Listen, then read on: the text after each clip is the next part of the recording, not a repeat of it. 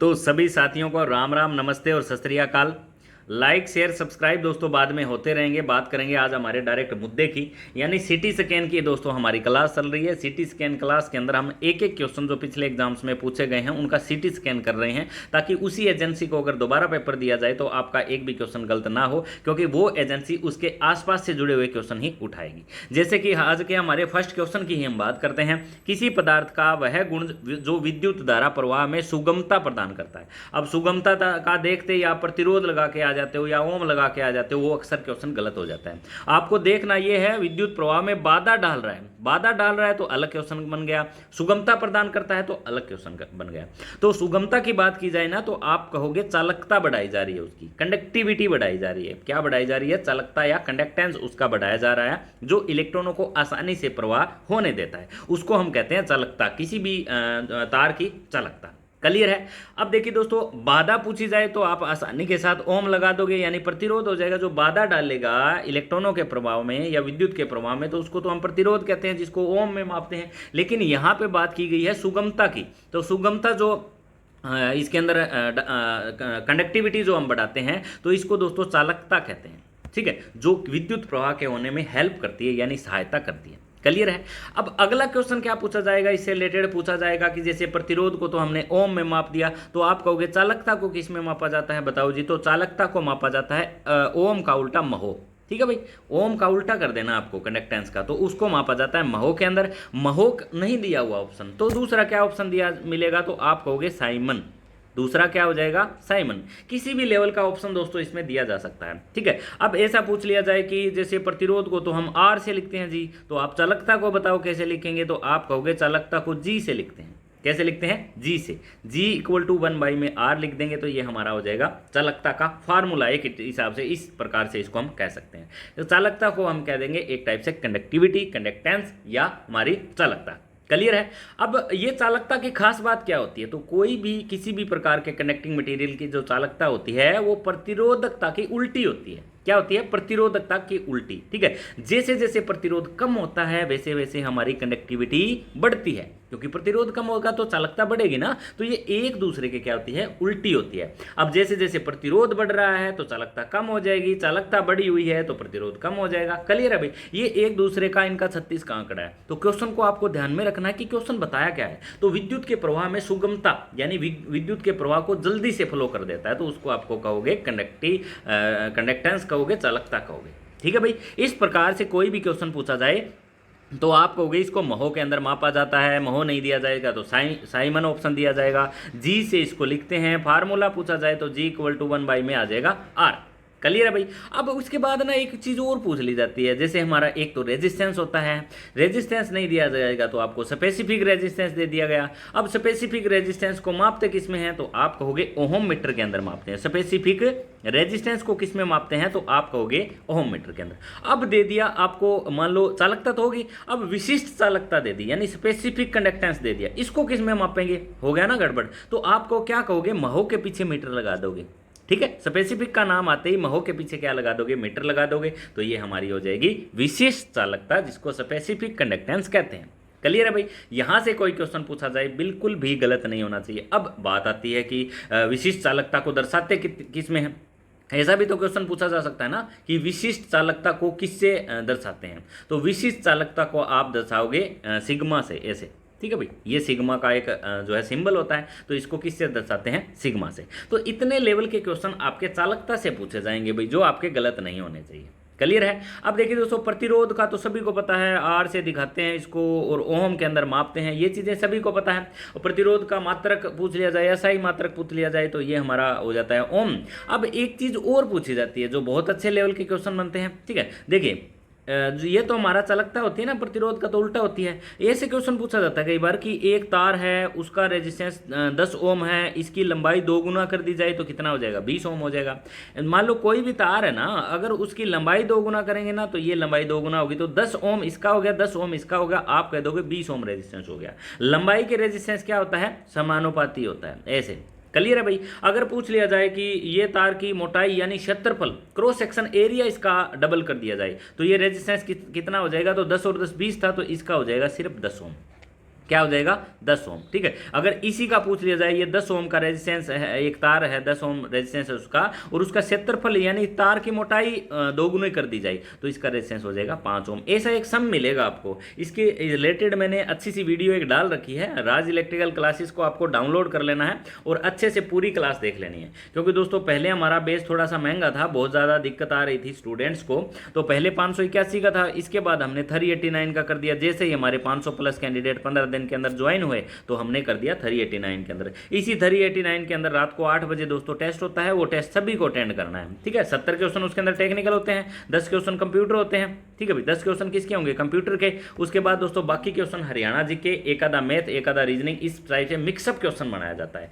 ALM का paper जैसे आएगा ना वैसे उसी हिसाब का ये डेली का डेली पेपर बनता है, ये आपको बिल्कुल अटेंड करना है। इसमें से कोई क्वेश्चन आपका गलत नहीं होना चाहिए, और आपको बेसिक से लेके हाई लेवल की तैयारी दोस्तों हम करवा रहे हैं। डेली रात को 8 बजे ये टेस्ट देना ही देना है, किसी भी कीमत पर। क्लियर है? तो यहाँ से डिस्क्रिप्शन में आपको लिंक मिल जाएगा, जितना जल्दी हो राज इलेक्ट्रिकल क्लासेस को डाउनलोड करना है, सिटी स्कैन की सारी क्लास देखनी है। एक भी क्वेश्चन आपका, मेरी कोशिश ये रहेगी, जितना भी मेरा 13 सालों का अनुभव है, हरियाणा के अंदर लगभग हर एक एग्जाम अटेंड किए हैं। ठीक है, तो उनसे क्या अनुभव बनता है, जैसे हमारी एक जो है एक बहुत अच्छी क्लास आएगी जिसके अंदर हम सिर्फ ये डिस्कशन करेंगे कि पेपर के अंदर क्या क्या पूछा जाएगा, आपको किस किस टॉपिक में से क्या क्या पढ़ना है। ये क्लास भी आपको जल्दी ही हम एक प्रोवाइड करवा देंगे, ताकि फालतू कचरा आप दिमाग में ना भर के टारगेट पर फोकस करें, उन क्वेश्चन पर फोकस करें जो इंपॉर्टेंट बनते हैं और जो बहुत ज़्यादा सिलेक्टेड होते हैं। क्लियर है भाई? तो यहाँ से क्वेश्चन पूछा जा सकता है भाई चालकता से, तो ये क्वेश्चन हमारा कंप्लीट हो जाता है। अब बढ़ लेते हैं दोस्तों आज के हमारे नेक्स्ट क्वेश्चन की तरफ। अगला क्वेश्चन दोस्तों दिया गया है, कैपेसिटर में किस प्रकार के संयोजन करने से धारा समान रहती है वह विभवांतर अलग अलग रहता है। यानी दोस्तों करंट जो रहेगा वो तो समान रहेगा, लेकिन विभवांतर की बात करें तो हम वोल्टेज की बात कर रहे हैं, तो वोल्टेज क्या होंगे, अलग अलग होंगे, विभव जिसको हम बोलते हैं। तो इसके तो राइट ऑप्शन की बात करें तो हमारा सीरीज कनेक्शन होगा। ये कौन सा कनेक्शन होगा, सीरीज। क्योंकि देखिए दोस्तों रेजिस्टेंस और हमारा कैपेसिटर दोनों अलग अलग जुड़ते हैं, उल्टा जुड़ते हैं। देखिए दोस्तों श्रेणी कनेक्शन कैसे बनेंगे, हमारे कैपेसिटर की बात करें, कैपेसिटर का सिंबल ऐसे होता है। ठीक है, तो श्रेणी कनेक्शन के अंदर कैसे जोड़ेंगे, तो जैसे रेजिस्टेंस को तो हम मान लो एक बार मैं दोनों ही डायग्राम बना देता हूं। ये हमारा है सीरीज कैपेसिटर, ठीक है भाई, और ये हमारा है रेजिस्टेंस का सीरीज। ठीक है, तो रेजिस्टेंस को सीरीज में सीधा जोड़ देते हैं, R1 plus R2 plus R3 ऐसे करके जोड़ते हैं। लेकिन कैपेसिटर को कैसे जोड़ोगे आप, उल्टा करके जोड़ोगे, 1/C1 plus 1/C2 plus 1/C3 इस प्रकार से जोड़ोगे आप। ठीक है भाई, तो आपको ये हमेशा ध्यान रखना है कि कैपेसिटर को सीरीज के अंदर उल्टा जोड़ते हैं, रेजिस्टेंस का उल्टा करके आप जोड़ोगे तो आपका सवाल बिल्कुल सही रहेगा, 1% भी गलत नहीं होगा। अब अगर पैरेलल में लगा दें, मान लो हमारे कैपेसिटर मैंने लगाए पैरेलल के अंदर, ऐसे लगा दिए। ठीक है जी, तो अब कैसे जोड़ेंगे, तो अब आप करोगे सीधा C1, हमारा यहाँ लिख देता हूँ C1 plus C2 plus C3 ऐसे जोड़ देंगे। ठीक है भाई, तो पैरेलल जो है ये हमारा उल्टा होता है रेजिस्टेंस का। कैपेसिटर को कैसे जोड़ते हैं, उल्टा जोड़ते हैं। कैपेसिटर की कैपेसिटी फेरेड के अंदर मापते हैं, सभी को पता होगा। अब देखिए दोस्तों एक क्वेश्चन ना कैपेसिटर में से बहुत शानदार लेवल का पूछा जाता है। ठीक है, कि कैपेसिटर की जो कैपेसिटी है वो किन किन बातों पर निर्भर करती है। ठीक है, कैपेसिटर की कोई कैपेसिटी है वो किन किन बातों पर निर्भर करती है, किन किन बातों पर डिपेंड करती है। तो सबसे पहला तो आता है दोस्तों क्षेत्रफल से। जो प्लेटों का क्षेत्रफल होता है वो जैसे जैसे हम बढ़ाते हैं तो कैपेसिटिविटी क्या होती है, बढ़ती है। प्लेटों का क्षेत्रफल आप बढ़ाओगे तो कैपेसिटर की कैपेसिटिविटी क्या होगी, बढ़ेगी। सबसे पहला तो ये क्वेश्चन बन जाता है। उसके बाद सेकंड आता है इनकी दूरी का मतलब डिस्टेंस, यानी दो प्लेटों के बीच की दूरी जैसे जैसे बढ़ाओगे तो कैपेसिटिविटी क्या होगी, कम होगी। कैपेसिटिविटी क्या होगी, कम होगी। अब ये प्लेट यहाँ पे लगी हुई इतनी दूरी है, ये यहाँ पे लगा दी तो इनके बीच की कैपेसिटिविटी दूर होगी तो कैपेसिटी की जो मात्रा है, धारिता की मात्रा है वो क्या हो जाएगी, कम हो जाएगी। उसके बाद देखिए दोस्तों थर्ड नंबर पे जो चीज़ आती है ना उसको हम कहेंगे इनके बीच जो इंसुलेशन लगा रहे हैं, जो इनके बीच इंसुलेशन लगा रहे हैं उस पर डिपेंड करता है। बढ़िया क्वालिटी का इंसुलेशन है तो कैपेसिटिविटी ज़्यादा होगी, और घटिया क्वालिटी का इंसुलेशन है तो वो हमारी होगी मान लो घटिया होगी। क्योंकि दोस्तों कैपेसिटिविटी के पदार्थ के मात्रा पर भी तो निर्भर करता है ना। तो आपको ये चीज़ हमेशा ध्यान में रखनी है कि कैपेसिटर के किस प्रकार के संयोजन के अंदर धारा जो समान रहती है और भी वो अलग अलग रहता है, तो आप सीरीज कनेक्शन बताओगे। अब वोल्टेज समान रहती है और धारा अलग अलग रहती है, ऐसा क्वेश्चन पूछ लिया जाए तो आप क्या कहोगे। ठीक है, उल्टा हो गया ना क्वेश्चन। तो उस प्रकार के कनेक्शन को आप कहोगे पैरेलल कनेक्शन, जिसको कहते हैं समानांतर कनेक्शन। इस समानांतर कनेक्शन के समूह में धारा का मान अलग अलग होता है और वोल्टेज का मान समान रहता है, ठीक है। वोल्टेज का मान उसके अंदर क्या कर देंगे, समान कर देंगे। तो इस प्रकार से क्वेश्चन पूछा जा सकता है भाई। आपका एक भी क्वेश्चन इसमें से गलत नहीं होना चाहिए। कैपेसिटर को जोड़ना कैसे है और कैपेसिटर की कैपेसिटिविटी किन किन बातों पर निर्भर करती है। उसके बाद आते हैं हम कैपेसिटर के यूज के अंदर। देखिए दोस्तों, कैपेसिटर का यूज कई जगह पर किया जाता है। जैसे मैं बात करूं तो सबसे पहले कैपेसिटर का यूज हम कर लेते हैं पावर फैक्टर को इंप्रूव करने के लिए। कैपेसिटर क्या करता है, जो करंट पीछे चल रहा होता है ना उसको उठा के आगे कर देता है और हमारा पावर फैक्टर इंप्रूव हो जाता है। तो सबसे पहले तो ये काम करता है पावर फैक्टर को इंप्रूव करने के लिए। सेकंड नंबर पे ये काम करता है फेज विभक्त। फेज विभक्त का मतलब है हमारे जो फेज है, जो सिंगल फेज सप्लाई जो सेल्फ स्टार्ट नहीं होती, तो उन मोटरों को फेज को विभक्त करके मोटरों को सेल्फ स्टार्ट बनाने का कार्य भी कैपेसिटर करता है। क्लियर है भाई, यहां से भी क्वेश्चन पूछा जा सकता है। थर्ड नंबर की दोस्तों मैं बात करूं तो ये चिंगारी को भी खत्म करता है, ठीक है। जो हमारा कैपेसिटर होता है ये चिंगारी को भी खत्म करता है। जैसे हमारी फ्लोरोसेंट ट्यूब है, उसके पैरेलल में एक कैपेसिटर लगा होता है। वो क्यों लगा होता है, क्योंकि वो चिंगारी जो पैदा होती है स्टार्टर के अंदर, जो बायोमेटेलिक स्ट्रिप पत्तियां लगी होती हैं उनके बीच बार बार स्पार्किंग होती रहती है, तो उसको चिंगारी को जल्दी से क्या कर लेता है, ऑब्जर्व कर लेता है, उसको क्या कर देता है, एक टाइप से खत्म कर देता है। तो इस प्रकार से कैपेसिटर से रिलेटेड क्वेश्चन आपसे पूछे जा सकते हैं। तो कैपेसिटर से रिलेटेड कोई भी क्वेश्चन पूछा जाए तो वो आपका गलत नहीं होना चाहिए। इसके अलावा देखिए दोस्तों, कैपेसिटर का क्या पूछा जाएगा कि कैपेसिटर का व्यवहारिक मात्रक क्या होता है। कैपेसिटर का व्यवहारिक मात्रक क्या होता है, ऐसा क्वेश्चन पूछ लिया जाए तो आप कहोगे कैपेसिटर का व्यवहारिक मात्रक जो होता है वो होता है माइक्रोफेरेड।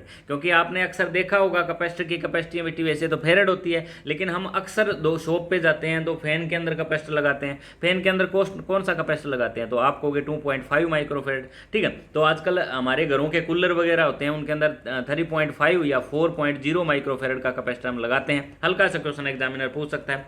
कैपेसिटर की जो इकाई होती है ये माइक्रोफेरेड, ये किस प्रकार की राशि होती है, तो आप कहोगे ये अदिश राशि होती है। कौन सी राशि होती है, तो आप कहोगे ये अदिश राशि होती है। अब ऐसे क्वेश्चन पूछ लिया जाए ना, एक माइक्रोफेरेड के अंदर कितने, एक ऐसे मैंने लिखा, एक माइक्रोफेरेड के अंदर कितने फेरेड होते हैं, तो आप कहोगे 10 की माइनस 6 फेरेड होते हैं। ऐसा क्वेश्चन भी उठाया जा सकता है। तो ये क्वेश्चन भी आपका बिल्कुल भी गलत नहीं होना चाहिए। तो ये जुड़े हुए थे हमारे कुछ कैपेसिटर से रिलेटेड क्वेश्चन जो एग्जाम में हो सकता है आपसे पूछ लिया जाए और आपका क्वेश्चन भी गलत हो जाए, ठीक है। तो इसको पढ़ने के बाद आपका कोई भी क्वेश्चन गलत नहीं होना चाहिए। अब बढ़ते हैं दोस्तों थोड़ा सा हमारे और आगे की तरफ। अगला क्वेश्चन एक अच्छे लेवल का है लेकिन इंपॉर्टेंट भी है और हल्का सा भी क्वेश्चन है। देखिए, निम्नलिखित में से कहाँ एसी विद्युत सप्लाई की जरूरत नहीं है। एसी सप्लाई की बात की गई है जहाँ पे अल्टरनेटिंग करंट की जरूरत नहीं होती, वो पहचानना है आपको। तो औद्योगिक क्षेत्रों के अंदर तो एसी सप्लाई की जरूरत रहती है, घरेलू उपयोग के अंदर भी एसी सप्लाई का यूज करेंगे, यांत्रिक ऊर्जा के लिए यानी मोटरों को जो देते हैं और मैकेनिकल पावर लेते हैं तो वहाँ भी एसी सप्लाई की जरूरत रहती है। लेकिन इलेक्ट्रॉनिक उपकरणों के अंदर किस प्रकार की सप्लाई यूज करते हैं, तो आप कहोगे डीसी सप्लाई का यूज करते हैं। कहां पर, इलेक्ट्रॉनिक उपकरणों के अंदर। दिष्ट धारा की दोस्तों हम बात करें तो दिष्ट धारा के अंदर आप यूज करोगे इलेक्ट्रॉनिक उपकरणों के अंदर। बाकी दोस्तों औद्योगिक क्षेत्र है, घरेलू उपकरण है, इसके अलावा और बहुत सारी चीजें होती है जहां पर एसी सप्लाई का हम यूज करते हैं। अब मान लो डीसी सप्लाई का यूज आ जाए, कहां पे करते हैं, तो इलेक्ट्रोप्लेटिंग में, आर्क वेल्डिंग में। कहां पे, आर्क वेल्डिंग में। आर्क वेल्डिंग में कई बार क्वेश्चन पूछा जाता है किस प्रकार की सप्लाई यूज होती है, तो आप कहोगे डीसी सप्लाई।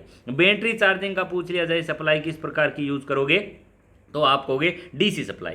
इलेक्ट्रिक उपकरणों को प्रचालन के लिए किस प्रकार की सप्लाई आप यूज करोगे, तो आप कहोगे हमारी डीसी सप्लाई। तो ये एसी और डीसी के कुछ खास डिफरेंस है जो आपको बिल्कुल ध्यान में रखने हैं। और इससे अलावा दोस्तों पिछला जो क्वेश्चन पड़ा था ना हमारा कैपेसिटर वाला, तो कैपेसिटर जो है वो डीसी सप्लाई को शुद्ध भी करता है। आपने देखा होगा ना, ब्रिज रेक्टिफायर के अंदर लगाते हैं हमारा कैपेसिटर जो है, तो वो एसी सप्लाई को क्या करता है, सॉरी डीसी सप्लाई को क्या करता है, शुद्ध करता है। तो वो ऐसा पूछा जाए ना कैपेसिटर किस प्रकार की सप्लाई पर काम करता है, तो कैपेसिटर एसी और डीसी दोनों ही प्रकार की सप्लाई पर काम करता है भाई। ये क्वेश्चन हमारा छूट गया था। तो ये डीसी को तो रोकता है और एसी को जाने देता है, प्रवाहित होने देता है। तो इस प्रकार से भी क्वेश्चन पूछा जा सकता है हमारा कैपेसिटर से रिलेटेड। और यहाँ पे पूछा गया था एसी विद्युत सप्लाई की जरूरत नहीं है, तो आप कहोगे इलेक्ट्रॉनिक उपकरणों के अंदर एसी सप्लाई की जरूरत नहीं है, बाकी इनके अंदर आपको जरूरत हमारी एसी सप्लाई की रहेगी। इसके अलावा डीसी सप्लाई से हम क्या क्या काम लेते हैं, देखिए दोस्तों हमारे सेल है, बैटरी है, जनरेटर है, यहाँ हमारी डीसी सप्लाई हो जाती है, डीसी सप्लाई जिसकी फ्रिक्वेंसी नहीं होती, ठीक है। इलेक्ट्रोप्लेटिंग के अंदर, आर्क वेल्डिंग के अंदर, बैटरी चार्जिंग के अंदर, ये हमारे जो यूज होते हैं वो हमारे होते हैं डीसी सप्लाई के। क्लियर है भाई। अब बढ़ लेते हैं, देखिए दोस्तों हमारे अगले क्वेश्चन की तरफ। अगला क्वेश्चन दिया हुआ है हमारा, ओपन सर्किट में का मान शून्य नहीं होता। ओपन सर्किट के अंदर किसका मान शून्य नहीं होता, ये क्वेश्चन पूछा गया है, इंपॉर्टेंट क्वेश्चन है। तो ओपन सर्किट के अंदर करंट का मान तो दोस्तों शून्य होता है, वोल्टेज का मान शून्य नहीं होता है, ठीक है, क्योंकि सिरों पर वोल्टेज तो होती है। ये मान लो सर्किट है, ओपन है, तो इन सिरों पर वोल्टेज तो होगी, तो वोल्टेज इसका राइट ऑप्शन आएगा। इस प्रकार से एग्जामिनर ना थोड़ा सा कंफ्यूज करने वाला क्वेश्चन देगा आपको एग्जाम में, ठीक है। तो यहाँ पे आपको कंफ्यूज नहीं होना चाहिए। ओपन सर्किट के अंदर विद्युत धारा का मान तो होता है शून्य, यानी करंट का मान तो क्या होगा, शून्य, क्योंकि सर्किट क्या है, ओपन है। ओपन सर्किट के अंदर रेजिस्टेंस का मान क्या होता है, ऐसा पूछ लिया जाए तो आप कहोगे रेजिस्टेंस का मान होता है अनंत, ठीक है भाई। रेजिस्टेंस का मान क्या होगा, अनंत, ठीक है। तो इस प्रकार से रेजिस्टेंस से रिलेटेड ओपन सर्किट के अंदर। अब ये पूछ लिया जाए कि शॉर्ट सर्किट के अंदर, शॉर्ट सर्किट के अंदर धारा का मान क्या होगा, ठीक है भाई। शॉर्ट सर्किट के अंदर धारा का मान क्या होगा, तो ऐसा पूछा जाएगा तो आप कहोगे अनंत। धारा का मान अनंत हो जाता है शॉर्ट सर्किट के अंदर, क्योंकि सर्किट हमारा क्या हो चुका है, शॉर्ट हो चुका है। ओपन सर्किट के अंदर धारा का मान क्या होगा, तो आप कहोगे शून्य। ओपन सर्किट के अंदर, शॉर्ट सर्किट के अंदर अनंत। नॉर्मल सर्किट है, क्लोज सर्किट है, तो वहां पे धारा का मान एक फिक्स वैल्यू के अंदर होगा, जितना इंस्ट्रूमेंट हमारा आगे ले रहा है। तो खुला परिपथ में धारा का मान पूछा जाए तो आप कहोगे शून्य होता है। उसके साथ खुला परिपथ में वोल्टेज का मान पूछा जाए तो उसके अंदर शून्य नहीं होता है। क्लियर है भाई। खुला परिपथ यानी ओपन सर्किट के अंदर अगर प्रतिरोध का मान पूछ लिया जाए तो आप कहोगे अनंत होता है। ये 3 प्रकार के क्वेश्चन है, तीनों के तीनों एग्जाम में पूछे जा चुके हैं भाई, ठीक है, तीनों के तीनों पूछे जा चुके हैं। एक क्वेश्चन इससे मिलता जुलता पूछा जाता है कि एक कूलाम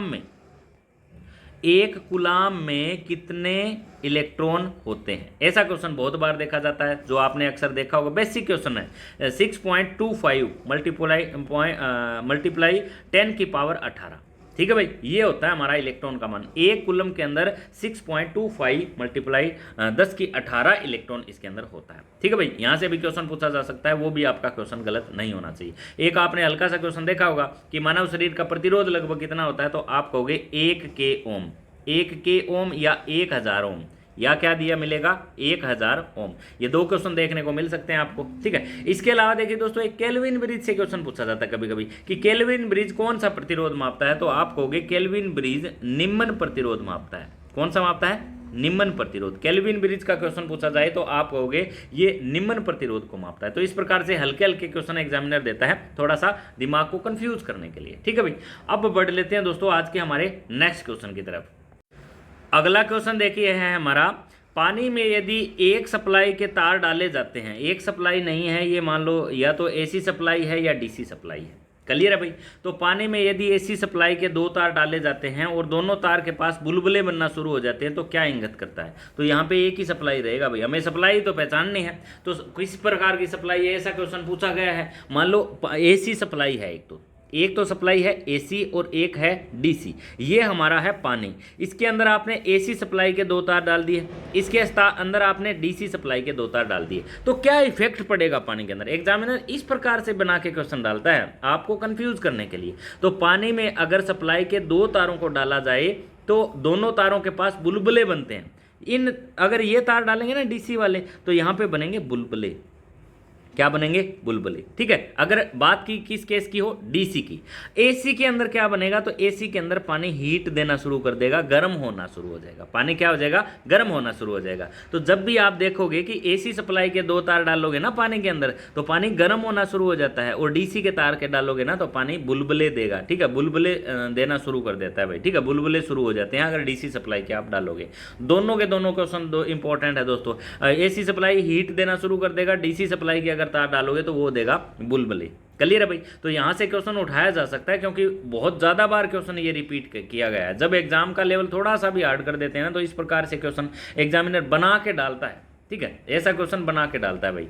अगले क्वेश्चन की तरफ बढ़ते हैं। ये क्वेश्चन आपको मिलेंगे नहीं, तो इसका तो मैं राइट ऑप्शन बता ही देता हूं ना, ठीक है। इसका राइट ऑप्शन हमारा रहेगा बी, तो वो है पानी के बुलबुले अगर बनना शुरू हो जाते हैं तो वो हमारा है डायरेक्ट करंट, और पानी हीट दे रहा है तो वो है हमारा अल्टरनेटिंग करंट, जिसको एसी करंट कहते हैं। ठीक है, मेरे हिसाब से इस प्रकार का पेपर बनेगा। आप जो एमसीक्यू पढ़ रहे हो ना, ऐसे क्वेश्चन नहीं मिलेंगे, इसलिए तो हमने 100 क्वेश्चन की टेस्ट सीरीज स्टार्ट की है। उसके अंदर हम बना के क्वेश्चन डालते हैं। बनाने का मतलब ये है कि वो क्वेश्चन आपको बुक में नहीं मिलेंगे, वो आपको समझ के करने पड़ेंगे। क्लियर है भाई? इसलिए डेली का डेली टेस्ट देना जरूरी है। टेस्ट नहीं देते तो आपका एक टाइप से लॉस हो रहा है। अगला क्वेश्चन देखिए दोस्तों, बल्ब के फिलामेंट का बना होता है। बल्ब का फिलामेंट होता है वो क्या होता है, इसके अंदर क्वेश्चन पूछा गया है, यानी उसका प्रतिरोध जो है वो किस प्रकार से होगा बल्ब के फिलामेंट का। तो इसके अंदर राइट ऑप्शन की बात करें ना, तो ऑप्शन हमारा सी रहेगा, निम्न गलनांक उच्च प्रतिरोध।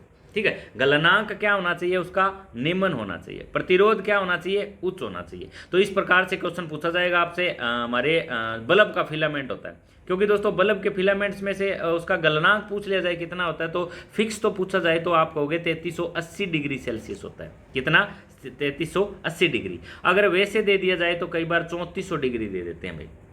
ठीक है, कई बार एग्जामिनर ऐसे दे देता है 3400 डिग्री। ठीक है, तो इस प्रकार से भी क्वेश्चन पूछा जा सकता है। अब बल्ब का फिलामेंट बना किसका होता है, ऐसा पूछ लिया जाए तो आपको सभी को पता है वो बना होता है टंगस्टन का।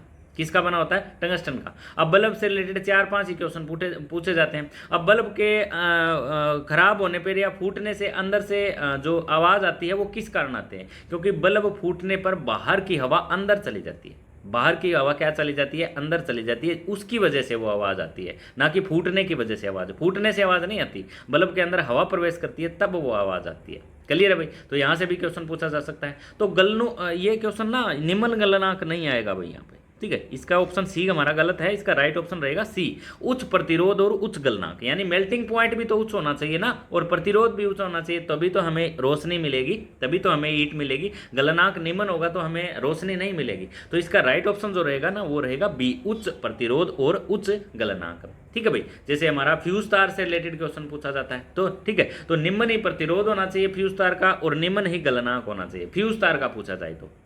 ठीक है, अब फिलामेंट का कई बार कार्यकारी तापमान पूछ लेते हैं, तो वो हमारा 1500 डिग्री सेल्सियस से लेके आप 3000 डिग्री सेल्सियस तक उसका कार्यकारी तापमान ले सकते हो। ठीक है भाई, और यहाँ से क्वेश्चन पूछा जाता है कि ये बल्ब का फिलामेंट जो है वो काला क्यों हो जाता है, या बल्ब काला क्यों हो जाता है, क्योंकि उसका टंगस्टन का फिलामेंट लगा होता है, और जब उसके अंदर वायु प्रवेश करती है ना, जो ऑक्सीजन प्रवेश करती है, तो उसकी वजह से वो काला हो जाता है टंगस्टन का फिलामेंट, उसकी वजह से वो झड़ जाता है, उसकी वजह से वो खराब हो जाता है। तो ये हमारे कुछ बल्ब से रिलेटेड क्वेश्चन पूछे जाते हैं जो आपके गलत नहीं होने चाहिए। अब बल्ब के अंदर कौन सी गैस डाली जाती है, तो आपको सभी को पता है, या तो उसके अंदर हम नाइट्रोजन डालेंगे या आर्गन डालेंगे, इन दोनों में से एक गैस। अब कई बार एग्जामिनर आर्गन गैस का ऑप्शन नहीं देता, ठीक है, तो किसका ऑप्शन देगा, नाइट्रोजन का देगा। तो नाइट्रोजन गैस भी हम बल्ब के अंदर यूज कर सकते हैं, यहाँ से भी क्वेश्चन उठाया जा सकता है। क्लियर है भाई? तो ये हमारा किस प्रकार का प्रभाव होता है, तो ये हमारा बल्ब हीटिंग के अंतर्गत आता है। ठीक है भाई, ये हमें हीट देता है एक टाइप से। ठीक है, ये हमारा रेजिस्टिव लोड के अंतर्गत आता है। क्वेश्चन पूछ लिया जाए ना बल्ब किस प्रकार का लोड है, तो आप कहोगे रेजिस्टिव लोड है। क्लियर है? और रेजिस्टिव लोड के अंदर पावर फैक्टर क्या होता है, तो पावर फैक्टर यूनिटी होता है। रेजिस्टिव लोड के अंदर पावर फैक्टर पूछ लिया जाए तो क्या कहोगे आप, यूनिटी लोड होता है भाई। ठीक है, यूनिटी पावर फैक्टर होता है। इस प्रकार से क्वेश्चन आपके पूछे जा सकते हैं एग्जाम के अंदर। प्रभाव से रिलेटेड, करंट का किस प्रभाव का, जैसे करंट का हमारा एक प्रभाव होता है चुंबकीय प्रभाव। चुंबकीय प्रभाव कहाँ देखोगे, गैल्वेनोमीटर के अंदर, एमीटर के अंदर, वोल्ट मीटर के अंदर, विद्युत घंटी के अंदर, पंखे के अंदर, मोटर के अंदर, ये हमारे बल्ब के मैग्नेटिक इफेक्ट होते हैं। रासायनिक प्रभाव पूछ लिया जाए तो रासायनिक प्रभाव सेलों के अंदर होते हैं। ठीक है भाई, इस प्रकार से क्वेश्चन पूछा जा सकता है। सेलों के अंदर हमारा रासायनिक प्रभाव होता है। विद्युत लेपन के अंदर, जिसको इलेक्ट्रोप्लेटिंग कहते हैं, धातु निष्कर्षण के अंदर हमारा इसका रासायनिक प्रभाव होता है। क्लियर है? तो इस प्रकार से क्वेश्चन हमारे हीटिंग इफेक्ट से या केमिकल इफेक्ट से या दोस्तों हमारे लाइटिंग इफेक्ट से क्वेश्चन उठाए जा सकते हैं, जो आपके गलत नहीं होने चाहिए। चलिए अगले क्वेश्चन की तरफ बढ़ते हैं। अगला क्वेश्चन दोस्तों है हमारा किरचॉफ का पहला नियम संबंधित है। किरचॉफ से रिलेटेड तो पहले ही बता देता हूं, 200% श्योर है क्वेश्चन पूछा जाएगा। तो पहले नियम को कहते हैं दोस्तों केसीएल। क्या कहते हैं? केसीएल। ठीक है, किरचॉफ ला। ठीक है, प्रथम नियम होता है केसीएल बोलते हैं, या बोलते हैं इसको जंक्शन ला।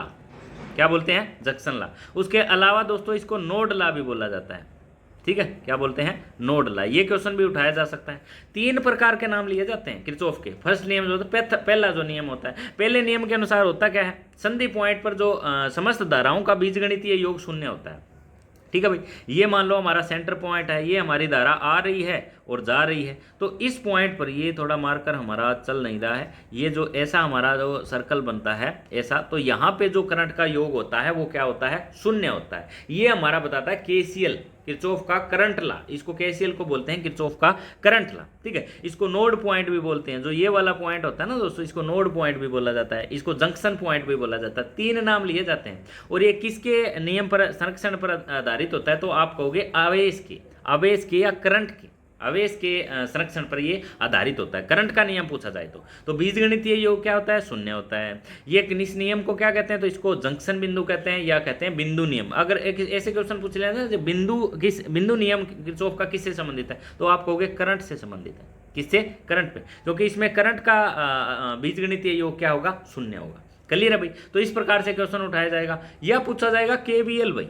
इसके अलावा सेकंड क्वेश्चन उठाएगा ना एग्जामिनर, वो पूछेगा केवीएल किससे संबंधित है। तो किसी भी बंद सर्किट के अंदर, विद्युत परिपथ में किसी बंद लूप के अंदर मिलने वाली समस्त वोल्टेज का बीजगणितीय योग। यहाँ पे समस्त वोल्टेज का कर दोगे, ठीक है भाई। यहाँ पे बंद नियम यानी बंद सर्किट के अंदर, इसके अंदर सर्किट क्या रखेंगे, बंद रखेंगे, सर्किट के अंदर इलेक्ट्रॉन फ्लो हो रहे हैं। और ये किस पे आधारित होता है, केसीएल का तो हमारा होगा, केसीएल का तो हमारा हो चुका है। केवीएल का पूछ लिया जाए, केवीएल किस पर आधारित होता है, तो आप कहोगे ऊर्जा संरक्षण के सिद्धांत पर, ठीक है। केवीएल कैसे काम करता है, तो आप कहोगे ऊर्जा संरक्षण के सिद्धांत पर काम करता है। और इसका जो लूप बनता है वो हमेशा क्या होना चाहिए, बंद होना चाहिए। ये बंद वाली कंडीशन जरूर लगानी है आपको। एग्जामिनर क्वेश्चन उलझा सकता है कि केवीएल किस प्रकार का सर्किट होता है, तो आप कहोगे हमेशा बंद सर्किट होता है। केवीएल किस सिद्धांत पर काम करता है, तो आप कहोगे ऊर्जा संरक्षण के सिद्धांत पर काम करता है। तो इस प्रकार से क्वेश्चन केवीएल और केसीएल से उठाए जाएंगे भाई। आपका एक भी क्वेश्चन इसमें गलत भी नहीं होना चाहिए। अब बढ़ लेते हैं दोस्तों आज के हमारे अगले क्वेश्चन की तरफ। अगला क्वेश्चन हमारा दिया हुआ है शुष्क सेल में क्या भरा जाता है। ये भी अच्छा क्वेश्चन है, क्योंकि शुष्क सेल दोस्तों ड्राई सेल होता है। और लेड एसिड बैटरी में से एग्जामिनर क्वेश्चन नहीं उठाएगा, तो शुष्क सेल में से उठाएगा। अब शुष्क सेल क्या होता है, तो शुष्क सेल एक टाइप से लेंकलांची जो सेल होता है ना, उसका ही शुद्ध रूप होता है। अब लेंकलांची सेल की वोल्टेज कितनी होती है, तो मैंने ट्रिकली वीडियो बना रखी है, ठीक है, वो याद कर लें। लेंकलांची सेल की वोल्टेज होती है 1.46, और हमारा शुष्क सेल की पूछ ली जाए तो आप कहोगे 1.5 वोल्ट। कई बार एग्जामिनर क्या कर देता है, 1.4 दे देता है। क्या दे देता है, 1.4। तो ये भी हमारी सही रहेगी और ये भी हमारी सही रहेगी। वैसे 1.5 वोल्ट का होता है शुष्क सेल, आपको पता होगा, ठीक है। और आपने कई बार ये क्वेश्चन एग्जाम में देखा होगा, क्योंकि एग्जामिनर क्या करता है, शुष्क सेल से रिलेटेड यानी ड्राई सेल से रिलेटेड क्वेश्चन पूछता है। अब ये तो होगी बात इससे रिलेटेड वोल्टेज से संबंधित। अब इसका मान लो क्वेश्चन ये पूछ लिया जाए कि शुष्क सेल का हम यूज कहाँ करते हैं, ठीक है भाई। तो सबसे पहले उपयोग दिया जाएगा टार्च का, ठीक है भाई। शुष्क सेल की मैं यूज की बात बता देता हूँ। एग्जामिनर डायरेक्ट यूज पूछता है। मैंने हमेशा एक बात आपको सिखाई है, आप कोई भी चीज़ पढ़ो तो इसके यूज जरूर पढ़ना है, ठीक है। और सेकंड नंबर पे हम जाएं तो आप कहोगे दीवार घड़ी के अंदर। सेकंड नंबर पे जाओगे तो दीवार घड़ी के अंदर, ठीक है भाई। उसके नंबर, अब क्वेश्चन पूछ लिया जाए दीवार घड़ी के अंदर किस प्रकार का सेल लगा होता है, तो आप कह दोगे शुष्क सेल, ड्राई सेल लगा होता है। उसके बाद थर्ड नंबर पे जाएं तो विद्युत घंटी के अंदर भी ये यूज करते हैं, विद्युत घंटी के अंदर। तो इतने प्रकार के यूज इससे पूछे जाते हैं भाई, ठीक है। अब इसमें एक क्वेश्चन और पूछा जाता है कि इसकी छड़ किसकी स्थापित की जाती है, तो आप कहोगे इसकी छड़ जो होती है वो कार्बन की बनी होती है। किसकी, कार्बन की छड़ स्थापित की जाती है, जो किसका कार्य करती है, तो आप कहोगे कार्बन की छड़ कैथोड का कार्य करती है। किसकी, कैथोड का। इसका पात्र जो होता है वो हमारा नेगेटिव का काम करता है। बेलनाकार पात्र होता है, जो बाहर का बर्तन नहीं होता है शुष्क सेल का, ये अंदर तो छड़ है, ये तो कैथोड का काम करेगी। किसका, कैथोड का। और ये जो बर्तन है ये किसका काम करेगा, तो आप कहोगे ये काम करेगी एनोड का।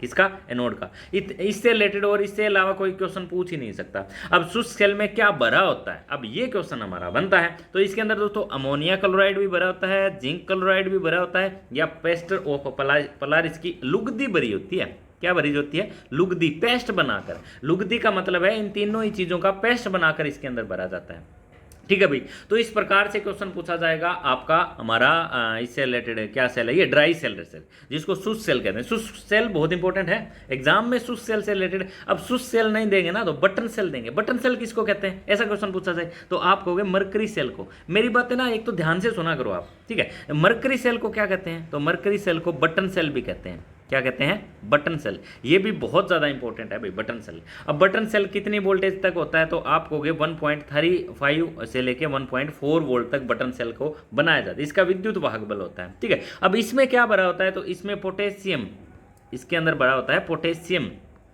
हाइड्रोक्साइड, की लुगदी या जिंक ऑक्साइड की लुगदी, ठीक है, इलेक्ट्रोलाइट के रूप में इसके अंदर मिक्स कर देते हैं। पोटेशियम हाइड्रोक्साइड और हमारी जो जिंक ऑक्साइड होती है इसकी लुगदी बनाकर इसके अंदर पेस्ट कर देते हैं, एक घोल तैयार कर लेते हैं और यूज कर ले। अब मरकरी सेल का यूज पूछ लिया जाए आपसे कि मरकरी सेल का यूज कहाँ पे करते हैं, तो मरकरी सेल का यूज करते हैं कैलकुलेटर के अंदर, ठीक है भाई। कैलकुलेटर के अंदर क्वेश्चन पूछ लिया जाए कि किस प्रकार का सेल यूज करेंगे, आप कहोगे मरकरी सेल का यूज करेंगे। इसका बेलनाकार जो पात्र होता है बार वाला, जो मरकरी सेल ऐसे होता है ना गोल, तो इसका बेलनाकार पात्र किसका बना होता है, तो आप कहोगे एसएस का। एसएस का मतलब स्टीलनेस स्टील का बना होता है, ठीक है। और इसकी जो तली होती है वो किसका काम करती है, तो वो मरकरी ऑक्साइड होती है, चूर्ण, उसका काम करती है, वो उसकी बनी होती है, ठीक है, जो कैथोड का कार्य काम करती है। ये स्टीलनेस स्टील वाला ये एनोड का काम करती है, जिसको हम पॉजिटिव कहते हैं। तो इस प्रकार से क्वेश्चन पूछा जाएगा और आपका एक भी क्वेश्चन यहाँ से गलत नहीं होना चाहिए, क्योंकि अक्सर क्वेश्चन यहीं से एग्जामिनर पूछता है, ठीक है भाई। हमारा चाहे मरकरी सेल से रिलेटेड क्वेश्चन पूछा जाए, चाहे आपका पूछा जाए हमारा शुष्क सेल से, ड्राई सेल से। अब लेंक-लांची सेल का भी मैंने बता दिया, या तो एग्जामिनर लेंक-लांची सेल का क्वेश्चन उठाएगा, या दोस्तों क्वेश्चन उठाएगा हमारा इससे रिलेटेड, हमारा डेनियल सेल से रिलेटेड। डेनियल सेल से रिलेटेड क्वेश्चन नहीं उठाता है एग्जामिनर। डेनियल सेल का वोल्टेज बता देता हूँ मैं। डेनियल सेल का वोल्टेज होता है 1 ठीक है। आंतरिक प्रतिरोध होता है 2 से 6 ओम। डेनियल सेल का आंतरिक प्रतिरोध पूछ लिया जाए तो आप कहोगे 2 से 4 ओम होता है। और हमारा लेंक-लांची सेल का मान लो पूछ लिया जाए कि आंतरिक प्रतिरोध कितना होता है, तो आप कहोगे 1 से लेके 5 ओम। ये कई बार आंतरिक रेजिस्टेंस पूछ लेता है ना एग्जामिनर, क्या करता है आंतरिक रेजिस्टेंस बताओ भाई इसका कितना होता है। तो ये सारी चीज़ें आपको ध्यान में रखनी है भाई, ठीक है। सेल से रिलेटेड इतने क्वेश्चन आपसे पूछे जाएंगे, आपका एक भी क्वेश्चन इनमें से गलत नहीं होना चाहिए। अब बढ़ लेते हैं अगले क्वेश्चन की तरफ। अगला जो क्वेश्चन है वो है दोस्तों, चुंबक को प्रबलता, यानी चुंबक की प्रबलता सबसे कम कहाँ पर होती है।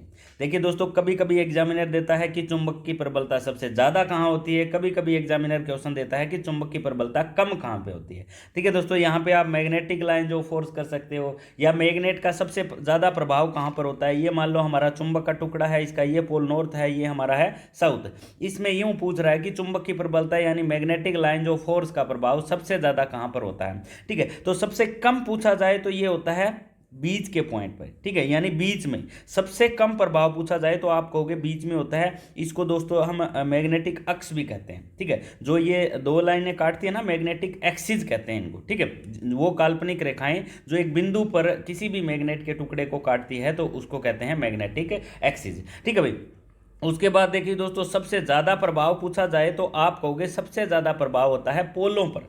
सबसे ज़्यादा मैग्नेटिक प्रभाव कहाँ पे होता है, पोलों पर होता है, ठीक है। सबसे कम प्रभाव कहाँ होता है, तो बीच में होता है, ठीक है भाई। उसके बाद क्वेश्चन पूछा जाएगा कि कोई भी मैग्नेट के टुकड़े को कितनी ही बार तोड़ा जाए तो उसके कितने पोल बनेंगे। हमेशा 2 पोल बनेंगे, एक नॉर्थ और एक साउथ, क्योंकि दोस्तों एक पोल का कोई अस्तित्व नहीं होता है, ठीक है। तो चुंबक की प्रबलता सबसे अधिक ध्रुवों पर तथा सबसे कम बीच में होती है भाई। ये क्वेश्चन आपको बिल्कुल नोट करके चलना है, क्योंकि इससे रिलेटेड क्वेश्चन एग्जाम में कई बार पूछा गया है। अब चुंबक के जो असमान पोल होते हैं दोस्तों, वो तो एक दूसरे को क्या करते हैं, आकर्षित करते हैं, ठीक है।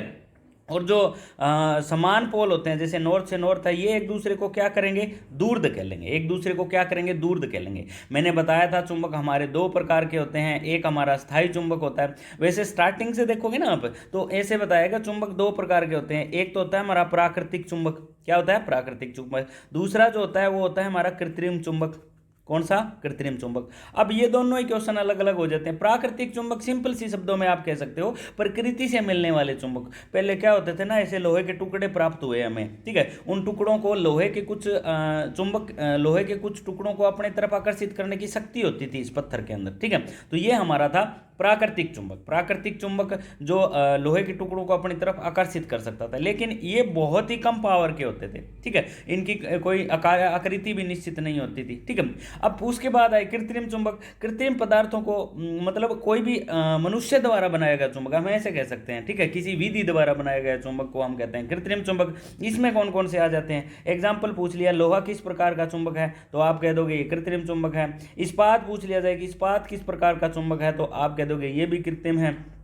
3rd नंबर पे मैंने कोबाल्ट दे दिया, तो कोबाल्ट भी किस प्रकार का चुंबक है, तो आप कह दोगे ये हमारे होते हैं कृत्रिम चुंबक। वेरी वेरी इंपॉर्टेंट है। अब पता क्या पूछा जाता है, एग्जामिनर कहेगा कृत्रिम चुंबक कितने प्रकार के होते हैं, तो आप कहोगे 2 प्रकार के कृत्रिम चुंबक होते हैं, ठीक है। सबसे पहले तो आ जाएंगे स्थायी, कौन से आ जाएंगे, स्थायी, फिर आ जाएंगे अस्थायी।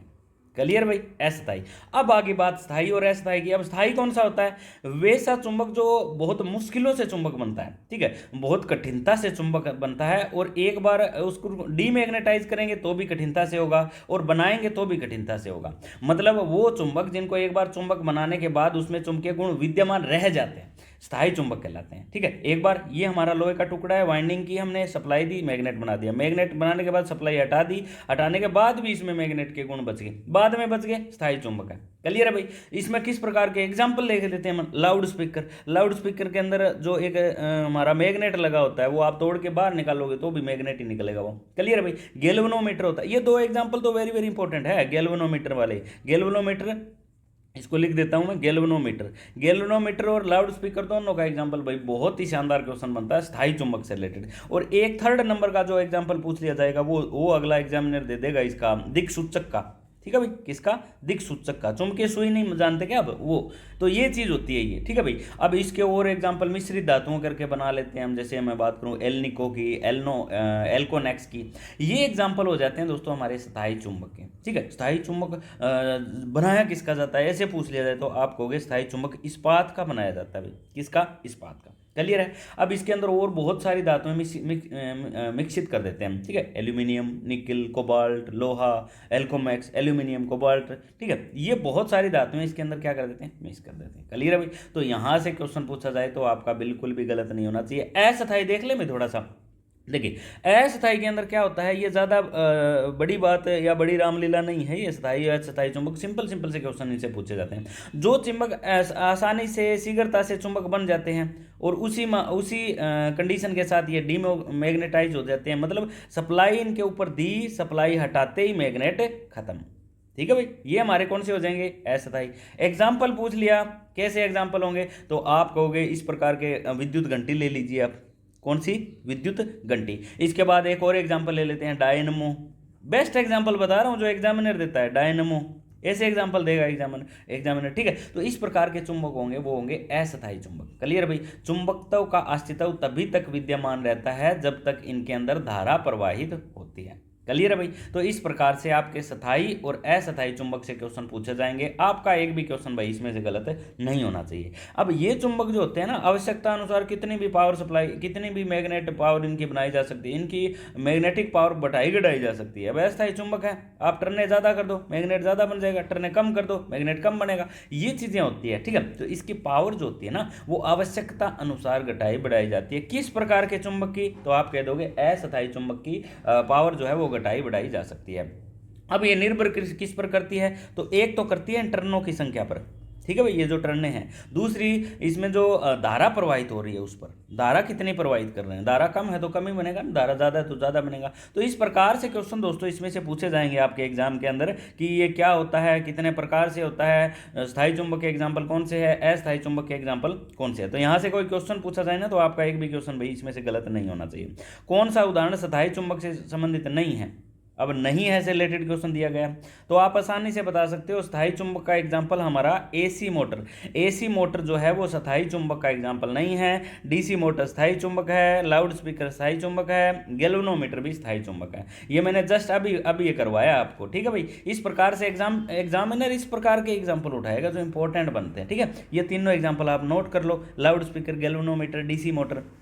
देखिए डीसी मोटर का सीन क्या होता है, डीसी मोटर को हम सप्लाई दी मान लो डीसी, ठीक है, या डीसी जनरेटर को, यहाँ डीसी जनरेटर भी ले लीजिए बेशक। अब उसके अंदर क्या होता है, रेजिडुअल मैग्नेट होता है। रेजिडुअल मैग्नेट को कहते हैं अवशिष्ट चुंबक। क्या बोलते हैं? अवशिष्ट चुंबक। ये होता है, ये अगर डीसी जनरेटर का खत्म हो गया ना तो वो मैग्नेट नहीं बनाएगा भाई, ठीक है भाई। मैग्नेट क्या, सॉरी, वोल्टेज नहीं बनाएगा वो। वोल्टेज बनाने के लिए उसके अंदर अवशिष्ट चुंबकत्व का होना बहुत ज़्यादा जरूरी है। अगर किसी भी जनरेटर का अवशिष्ट चुंबकत्व, जिसको रेजिडुअल मैग्नेट बोला जाता है, वो खत्म हो गया तो जनरेटर क्या नहीं बनाएगा, वोल्टेज नहीं बनाएगा। फिर आप डीसी सप्लाई देके उसको इसका जो रेजिडुअल मैग्नेट खत्म हो गया वो दोबारा लेके आओगे। ये प्रैक्टिकल तौर पर आप देखते हो। क्लियर है। तो इसमें क्वेश्चन ये पूछा गया है कि कौन सा उदाहरण स्थायी चुंबक से संबंधित नहीं है, तो आप कह दोगे एसी मोटर स्थायी चुंबक से संबंधित नहीं है। बाकी ये सभी डीसी मोटर हमारी है, लाउड स्पीकर है, गैल्वेनोमीटर, ये संबंधित है। क्लियर है भाई।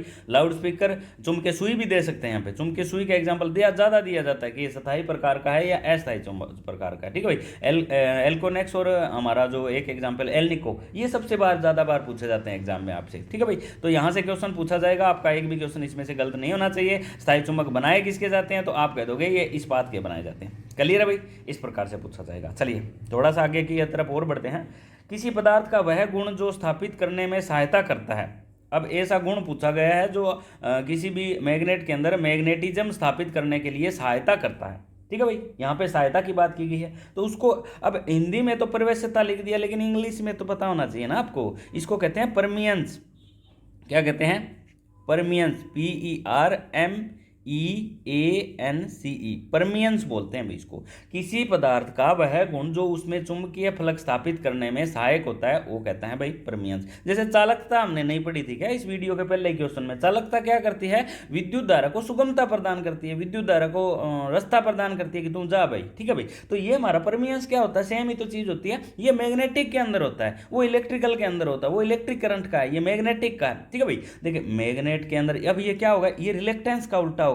मैग्नेटिक के रास्ते में आने वाली बाधा को क्या कहते हैं, रिलेक्टेंस कहते हैं। और रिलेक्टेंस को अब क्वेश्चन ये पूछा जाएगा रिलेक्टेंस का उल्टा क्या होता है, तो आप कहोगे परमियंस होता है रिलेक्टेंस का उल्टा, जिसको प्रवेश्यता कहते हैं। तो किसी पदार्थ का वह गुण जो फलक स्थापित करने में सहायक होता है, ठीक है भाई, सहायक होता है, तो आप कह दोगे ये होता है हमारा परमियंस, ठीक है भाई। इसको मापते किस में, तो इसको ऐसे लिखेंगे मापने के लिए, वेबर एम्पियर माइनस में टर्न, इस प्रकार से लिखेंगे भाई अगर परमियंस का सही मात्रक पूछा जाएगा तो, ठीक है भाई। ये आपको याद रखना है।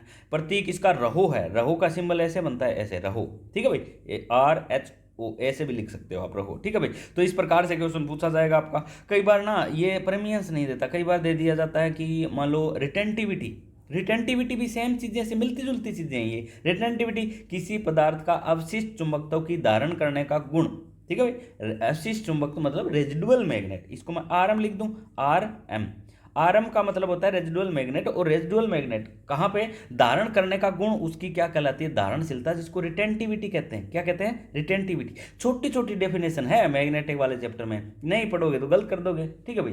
तो ये चीजें सारी आपको पता होनी चाहिए। एग्जामिनर इसी प्रकार से क्वेश्चन उठाएगा, या तो चुंबकशीलता से उठाएगा, ठीक है भाई, या उठाएगा चुंबकशीलता का मात्रक पूछ लेते हैं। चुंबकशीलता का कोई मात्रक नहीं होता भाई, इसका चुंबकशीलता का, जिसको इंग्लिश में कहते हैं परमियाबिलिटी। क्या कहते हैं, परमियाबिलिटी। इंपॉर्टेंट क्वेश्चन बनता है। अब कई बार हमारा इलेक्ट्रिविटी से पूछ लेता है, तो विद्युत सर्किट में विशिष्ट प्रतिरोध की भांति ही चुंबकीय परिपथ में विशिष्ट रिलेक्टेंस होता है, प्रतिष्ठंभता कहते हैं, ठीक है भाई। रिलेक्टिविटी जैसे हमारा इलेक्ट्रिकल सर्किट के अंदर स्पेसिफिक रेजिस्टेंस नहीं होता है क्या, वैसे ही हमारी ये रिलेक्टिविटी होती है मैग्नेट के सर्किट में भाई, ठीक है भाई। तो ये एक दूसरे से ना आप तुलना कर लें इनको, ठीक है। स्पेसिफिक रेजिस्टेंस आ जाओ, फिर स्पेसिफिक रिलेक्टिविटी में आ जाओ हमारे मैग्नेट के चैप्टर में, तो आपको ये चीज़ें कन्फर्म होती चलेगी। और जैसे जैसे कन्फर्म होती चलेगी आप आसानी के साथ इसको कर सकते हो। चलिए अगले क्वेश्चन की तरफ बढ़ते हैं भाई। अगला क्वेश्चन हमारा क्या दिया हुआ है, उस पदार्थ को पहचाने जो लोह चुंबकीय पदार्थ की श्रेणी में आता है। उस पदार्थ को पहचाने जो लोह चुंबकीय पदार्थ की। अब भाई ये तो क्वेश्चन बहुत ही ज़्यादा इंपॉर्टेंट है। लोह चुंबकीय हमारा कौन सा होता है, या कई बार क्वेश्चन इसका वो दूसरा दे दिया जाता है। इसके बहुत सारे एग्जाम्पल होते हैं, मैंने आपको पहले भी पढ़ा रखा है। लोह चुंबकीय, प्रति चुंबकीय, ये पदार्थ होते हैं भाई, ठीक है भाई। और इनके बारे में ज्ञान नहीं है तो आपके 2 से 3 क्वेश्चन पानी में गए।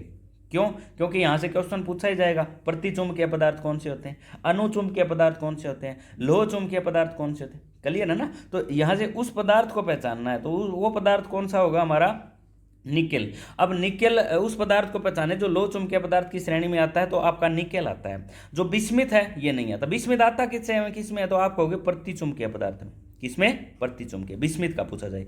क्रोमियम का पूछ लिया, क्रोमियम किसमें आता है, तो आप कहोगे अनुचुंबकीय पदार्थ में। किसमें आता है, अनुचुंबकीय पदार्थ में। निकेल का पूछ लिया तो ये आता है हमारा लोह चुंबकीय पदार्थ में। किसमें आता है, लोह चुंबकीय पदार्थ में। अब ये इंपॉर्टेंट क्वेश्चन इसलिए बन जाते हैं क्योंकि एग्जामिनर इनको रिपीट करता है, बार बार पूछता है। तो ये प्लेटिनम का पूछ लिया जाए तो ये भी अनुचुंबकीय पदार्थ की श्रेणी में आते हैं। देखिए मैं प्रति चुंबकीय पदार्थ बता दूं आपको। देखिए जस्ता, ठीक है भाई, जस्ता के बाद आप बिस्मिथ कर सकते हो, लिखा ही हुआ है। उसके बाद आप नमक कर सकते हो, नमक के बाद आप जल कर सकते हो, जल का एग्जाम्पल कई बार पूछा जाता है। तांबा कर सकते हो भाई, ठीक है भाई। जो इसमें ऐसे कहोगे जिसकी परमिएबिलिटी कम होती है, ठीक है भाई, इनकी परमियाबिलिटी क्या कम होती है, इनके में मैग्नेटिक पावर जो होती है वो कम होती है, तो वो होते हैं प्रतिचुंबकीय पदार्थ। प्रतिचुंबकीय पदार्थ को इंग्लिश में क्या कहेंगे, तो आप कहोगे डायामैग्नेटिक पदार्थ कहेंगे भाई। क्या कहेंगे, डायामैग्नेटिक पदार्थ। अनुचुंबकीय पूछ लिया जाए, अनुचुंबकीय कौन से होते हैं, चुंबक क्षेत्र में थोड़ा सा प्रभाव इनके अंदर होता है, इकाई से मतलब थोड़ा सा अधिक, ठीक है भाई। इनका मान इनकी परमियाबिलिटी का मान इकाई से कुछ अधिक होता है, कुछ, ठीक है भाई, मतलब इनमें थोड़ी थोड़ी तो मैग्नेटिक पावर होती है। जैसे मैं बात करूं ना, तो ये हमारे हो जाते हैं, एग्जांपल के तौर पे देखा जाए तो सबसे पहले तो क्रोमियम आ गया, क्रोमियम के बाद आप सोडियम ले लीजिए, क्या ले लोगे, सोडियम, सोडियम के बाद आप ले लोगे मैग्नीज, ठीक है भाई, क्या ले लोगे, मैग्नीज, मैग्नीज के बाद ऑक्सीजन ले लीजिए, ऑक्सीजन का एग्जांपल एग्जामिनर कई बार उठाता है, तो ये क्वेश्चन पूछे जाएंगे, एल्यूमिनियम, सोडियम, मैग्नीज, तो जिनका परमिएबिलिटी का मान इकाई से कुछ अधिक होता है, ये हमारे हो जाते हैं अनुचुंबकीय पदार्थ। लोह चुंबकीय पदार्थ ना सॉलिड माल आ गया, यूं समझो आप, लोह चुंबकीय पदार्थ लोहे जैसा शरीर है ऐसे, ठीक है। देखिए लोह चुंबकीय अंदर निकल आ गया, सबसे पहले निकल इंपॉर्टेंट है, निकल के बाद देखिए कौन सा आएगा आपका, लोहा, ठीक है। लोहा के बाद आपका कौन सा आएगा, आपका आएगा फौलाद, ठीक है भाई, फौलाद, फौलाद के बाद कौन सा आएगा आपका, कोबाल्ट। तो ये सॉलिड चीज आ गई ना, वो लोहे के अंदर ले लीजिए आप, और इनका परमिएबिलिटी का मान इकाई से बहुत अधिक होता है, यानी 1000 तक होता है, कितने तक, 1000 का। ये हमारे 3 प्रकार के पदार्थ हैं, इनको समझ गए, 2 क्वेश्चन पक्के हो गए भाई आपके, ठीक है भाई। हमारा लोह चुंबकीय पदार्थ, अनुचुंबकीय पदार्थ, लोह प्रतिचुंबकीय पदार्थ पूछा जाएगा सबसे पहले, परमिएबिलिटी का मान बहुत ही कम होता है, इनमें मैग्नेटिक पावर बहुत ही कम होती है, ऐसे परमिएबिलिटी इकाई से कुछ कम होती है, ठीक है, ऐसे कह सकते हो। अनुचुंबकीय का पूछ लिया जाए तो आप कहोगे परमिएबिलिटी मान इकाई से कुछ अधिक होता है, क्लियर है। लो चुंबकीय का पूछ लिया जाए ना, तो आप कहोगे परमिएबिलिटी का मान इकाई से बहुत अधिक 1000 तक होता है, सॉलिड चीज आगे भी है, ठीक है। इस प्रकार से क्वेश्चन पूछा जाएगा, उस पदार्थ को पहचाने जो लो चुंबकीय पदार्थ को की श्रेणी में आता है, तो आप कहोगे निकेल, क्लियर है। यहां से क्वेश्चन पूछा जाएगा तो आपका बिल्कुल भी गलत नहीं होना चाहिए भाई। अब बढ़ लेते हैं दोस्तों आज के हमारे नेक्स्ट क्वेश्चन की तरफ। अगला क्वेश्चन भाई क्या बता रहा है, प्रत्यावर्ती विद्युत धारा अथवा वोल्टता का धन अथवा ऋण दिशा में अधिकतम को क्या कहते हैं। अधिकतम को पूछा गया ना, एक तो यहाँ पे पूछा जाएगा मान लो तात्कालिक मान, शिखर मान और आरएमएस मान और औसत मान, 3 प्रकार के क्वेश्चन दोस्तों यहाँ पे पूछे जाएंगे। अगर प्रत्यावर्ती धारा ऐसी वोल्टता का धारा व वोल्टता का धन अथवा ऋण दिशा में अधिकतम मान पूछा जाए ना, तो आप कहोगे उसको कहते हैं शिखर मान। क्या कहेंगे, शिखर मान। अब ये तो शिखर मान हो गया, अब तात्कालिक मान पूछ लिया जाए, प्रत्यावर्ती धारा, विद्युत धारा अथवा वोल्टता का किसी भी पल का मान, किसी भी पल का मान, ये चली हमारी ऐसी लाइन। अब ये पॉइंट अधिकतम है, ये पॉइंट अधिकतम है, इसको कहते हैं शिखर मान, ठीक है भाई। ऐसे एग्जाम्पल पूछ लिया जाएगा।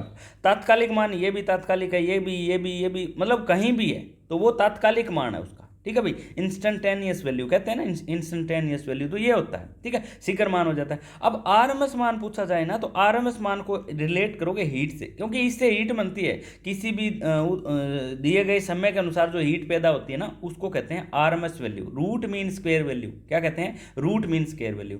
अब आ गया हमारा औसत मान, प्रत्यावर्ती धारा और वोल्टेज के आधे चक्कर में तात्कालिक मान, आधे चक्कर के अंदर, ये आधे चक्कर हो गया, ठीक है, ये आधा चक्कर हो गया, फिर ये नीचे से आधा चक्कर हो गया, तो इसके तात्कालिक मानों का जो है उसको हम औसत मान कहते हैं। क्या कहते हैं, औसत मान। और औसत मान का वैल्यू कितनी होती है, तो आप कहोगे 0.637, ठीक है भाई, ये हमारी औसत मान की वैल्यू होती है। आरएमएस की पूछ ली जाए, आरएमएस की कितनी होती है, तो आप कहोगे 0.707, 0.707। ये क्वेश्चन दोनों के दोनों प्रकार के क्वेश्चन दोस्तों पूछे जा चुके हैं भाई, तो आपका इनमें से भी क्वेश्चन गलत नहीं होना चाहिए, ठीक है। इंपॉर्टेंट क्वेश्चन बनता है, ये कई बार एग्जाम के अंदर रिपीट किया गया। एक हमारा फॉर्म फैक्टर का मान पूछा जाता है भाई, ठीक है, एफ लिख दिया मैंने, फॉर्म फैक्टर, फॉर्म फैक्टर का मान होता है 1.1। क्या होता है, 1.1, ये भी इंपॉर्टेंट होता है। एक आपका पूछा जाता है हमारा पीक फैक्टर का मान या क्रेस्ट फैक्टर, पीक फैक्टर या क्रेस्ट फैक्टर, उसका पूछा जाए तो आप कह दोगे 1.41, या इसके 4 भी लगा दो, 1.414। ये हमारे कुछ मान होते हैं, आपको इनको ध्यान में रखना है, एग्जाम में क्वेश्चन पूछ लिया जाएगा, आपको बिल्कुल भी ये क्वेश्चन गलत नहीं करना है। अगले क्वेश्चन की तरफ बढ़ेंगे, रिलेक्टेंस की एसआई मात्रक। अब रिलेक्टेंस का मैंने पहले ही करवा दिया कि रिलेक्टेंस का मान क्या होता है, एसआई मात्रक क्या होता है, ठीक है भाई। इसके राइट ऑप्शन की तो बात करें तो हमारा हो जाता है ऑप्शन ए, प्रति हेनरी। रिलेक्टेंस का एसआई मात्रक पूछा गया तो आप कह दोगे इसका होता है प्रति हेनरी। रिलेक्टेंस करता क्या है, तो ये मैग्नेटिक सर्किट में आने वाली बाधा को क्या कहते हैं, रिलेक्टेंस कहते हैं। एक क्यूरी ताप का क्वेश्चन पूछा जाता है भाई, ठीक है। क्यूरी ताप किसे कहते हैं, जो मैग्नेटिक पावर को खत्म करे, ठीक है भाई। मैग्नेटिक पावर को क्या करे, खत्म करे, उसको हम क्यूरी ताप कहते हैं, जो बिल्कुल खत्म कर दे। ठीक है भाई। तो ये हमारा रिलेक्टेंस की ऐसा इकाई हो जाती है कि इसका ऐसा इकाई क्या है, तो इसकी प्रति हेनरी है। क्या है, प्रति हेनरी। प्रतिरोध का उल्टा, इसका देखो उल्टा क्या करेंगे, रेजिस्टेंस की लाइन में जाएंगे तो प्रतिरोध हो जाएगा इसका। ठीक है। मैग्नेटिक सर्किट में आने वाली बाधा रिलेक्टेंस है, प्रति हेनरी है। रेजिस्टेंस के लंबाई में रेजिस्टेंस के जो बाधा आती है करंट के फ्लो होने में, उसको हम रेजिस्टेंस कहते हैं, ओम से मापा जाता है। ऐसे क्वेश्चन पूछा जाता है। ठीक है भाई। इसको हम किससे, फ्लक्स को किससे लिखते हैं, तो आप कहोगे फ्लक्स एम एम एफ बटे में रिलेक्टेंस हो जाएगा। ठीक है भाई। अब इसमें पूछा जाए ना रेजिस्टेंस के केस में, तो इसमें हो जाएगा EMF बटे में प्रतिरोध हो जाएगा ऐसे। ठीक है भाई। रिलेक्टेंस की इकाई हेनरी होती है, फ्लक्स की इकाई क्या होती है, वेबर। ठीक है भाई। मैग्नेटिक के केस में करंट की इकाई क्या होती है, एम्पेयर, हमारे उसके केस में। ठीक है भाई। तो ये इंपॉर्टेंट क्वेश्चन बनता है भाई रिलेक्टेंस से रिलेटेड, जो मैग्नेटिक सर्किट के अंदर जो बाधा आती है। अगला क्वेश्चन है, मैग्नीन का ताप गुणक क्या होता है। मैग्नीन का पूछा गया है भाई, बहुत इंपॉर्टेंट क्वेश्चन है मैग्नीट का ताप गुणक, क्योंकि ये एक ऐसा मात्र वो है जिसका ताप गुणक शून्य होता है। क्या होता है, शून्य होता है। ठीक है भाई। तो मैग्नीन का पूछा गया, तो राइट ऑप्शन हमारा हो जाएगा इसका ए। मैग्नीन का पूछा, मैग्नीन का क्यों पूछा जाता है, क्योंकि इसका ताप गुणांक शून्य होता है, इसलिए इसमें से क्वेश्चन उठाते हैं। ठीक है। एग्जामिनर ऐसे ही क्वेश्चन उठाता है जिसका ताप गुणांक से रिलेटेड, मान लो फ्यूज वायर का गलनांक कितना होता है, ऐसे क्वेश्चन दे दिया जाता है, या मैग्नीन का गणनांक कितना होता है, ऐसे क्वेश्चन भी दे सकता है। तो आपको इसमें ध्यान में रखना है, मैग्नीन एक ऐसी धातु है जिसका ताप गुणांक क्या होता है, शून्य होता है। ठीक है भाई। यहाँ से क्वेश्चन उठाया जा सकता है, आपका क्वेश्चन बिल्कुल भी गलत नहीं होना चाहिए। अगला क्वेश्चन दोस्तों हम देखेंगे हमारा, निम्न में से कौन सा फ्यूज वायर रिवायरेबल नहीं होता। ऐसा कौन सा फ्यूज वायर है जिसको रिवायरेबल, मतलब जिसको चेंज नहीं कर सकते। एक तो किटकेट फ्यूज को तो आप चेंज कर सकते हो, कोर्टिज को भी चेंज कर सकते हो, लिक्विड टाइप फ्यूज को भी चेंज कर सकते हो, लेकिन HRC फ्यूज जो होता है ना दोस्तों, ये रिवायरेबल नहीं होता है, ये चेंज नहीं होता। ठीक है। ये खराब हो गया तो इसको डेड है, इसको फेंक देना चाहिए। अब किटकेट की क्षमता पूछ ली जाती है कई बार एग्जाम के अंदर, कितनी होती है, तो ये 200 एम्पेयर तक यूज करते हैं। ठीक है। कौन से, किटकेट फ्यूज। ठीक है। ये रिवायरेबल फ्यूज होते हैं और इनको लो वोल्टेज फ्यूज भी कहते हैं, लो वोल्टेज फ्यूज, किसको, किटकेट फ्यूज को। ठीक है। यहाँ से क्वेश्चन उठा लिया जाता है। HRC फ्यूज की पूछ लिया जाए कि कितनी कैपेसिटी तक बना सकते हैं, तो इसको लगभग 16,500 एम्पेयर से लेके 30,000 एम्पेयर तक की कैपेसिटी के बनाए जा सकते हैं। HRC फ्यूज इतने बनाए जा सकते हैं, रिवायरेबल नहीं होता। ठीक है भाई। और इसके एक सिलेंड्रिकल बॉडी के अंदर पाउडर भरा होता है। ठीक है। उस पाउडर का काम होता है स्पार्किंग को खत्म करना। क्लियर है। तो यहाँ से क्वेश्चन पूछा जा सकता है, आपका क्वेश्चन गलत नहीं होना चाहिए। अब एक कोर्टिज फ्यूज का पूछ लिया जाता है कि ये कितने एम्पेयर तक होते हैं, तो ये 33 केवी लाइनों के अंदर ज़्यादा यूज किए जाते हैं और 8700 एम्पेयर तक इनको यूज कर सकते हैं। कितने एम्पेयर तक, 8700। और HRC फ्यूज की तरह इनकी बनावट होती है कोर्टिज जो फ्यूज होते हैं, लेकिन ये भी रिवायरेबल नहीं होता भाई। ठीक है भाई। कोर्टिज फ्यूज जो होता है ये भी रिवायरेबल नहीं होता। ठीक है भाई। तो इसका भी ध्यान रखना है, शायद मैंने ऑप्शन इसमें गलत लिख दिया हो, तो ये भी हमारा रिवायरेबल नहीं होता। उसके बाद लिक्विड फ्यूज है, तो ये भी हमारा रिवायरेबल होता है, इसके वायर डाल के आप चेंज कर सकते हो ऑयल वगैरह प्रेस करके। क्लियर है। तो यहाँ से क्वेश्चन पूछा जा सकता है आपका हमारा फ्यूज से संबंधित। अगला क्वेश्चन है, सामान्यतः बस बार को ऊंचाई से अधिक स्थापित नहीं करना चाहिए। बस बार से रिलेटेड दोस्तों क्वेश्चन बड़े शानदार बनते हैं, इसमें से क्वेश्चन लाजमी है, उठाया जाएगा। एग्जामिनर ऐसे क्वेश्चन उठाएगा जो इंपॉर्टेंट बनते हैं। तो बस बार के बारे में क्वेश्चन पूछा गया, तो इसका राइट ऑप्शन तो हो जाएगा ए। बस बार की सामान्यतः ऊंचाई होती है वो 2.75 मीटर से अधिक ऊंचाई नहीं होनी चाहिए। ठीक है भाई। अब बस बार के बारे में एक 400 एम्पेयर की सिरोपरी जो लाइन होती है, उसमें से क्वेश्चन पूछा जाता है कि बस बार की लंबाई कितनी होनी चाहिए, तो उसका फिक्स होता है 2.244। ठीक है भाई। 400 एम्पेयर धारा क्षमता की सिरोपरी बस बार 2.44 मीटर की लंबाई में उत्पादित की जाती है। इस प्रकार से बुक के अंदर आपको ये लाइन लिखी हुई मिलती है। क्लियर है भाई। तो ये इंपॉर्टेंट क्वेश्चन बनता है हमारा बस बार से संबंधित, ऊंचाई से संबंधित, क्योंकि ऊंचाई लंबाई से क्वेश्चन कई बार एग्जाम में देखे जाते हैं, तो आपको बिल्कुल ये ध्यान में रखना है। चलिए अगले क्वेश्चन की तरफ बढ़ेंगे। क्वेश्चन दोस्तों हमारे कंप्लीट हो चुके हैं, शायद इतने ही क्वेश्चन थे इसके अंदर। ठीक है। तो ये आज का हमारा सेशन था, शानदार बेहतरीन। वीडियो को दोस्तों लाइक कर दें, चैनल को सब्सक्राइब कर लें, डेली का डेली टेस्ट दें तो दोस्तों 100 क्वेश्चन का, ताकि आपके तैयारी का लेवल का जो है वो पता चलता रहे। ठीक है। तो मिलते हैं दोस्तों जल्द ही नेक्स्ट वीडियो में, तब तक दोस्तों नमस्कार, जय हिंद, जय भारत।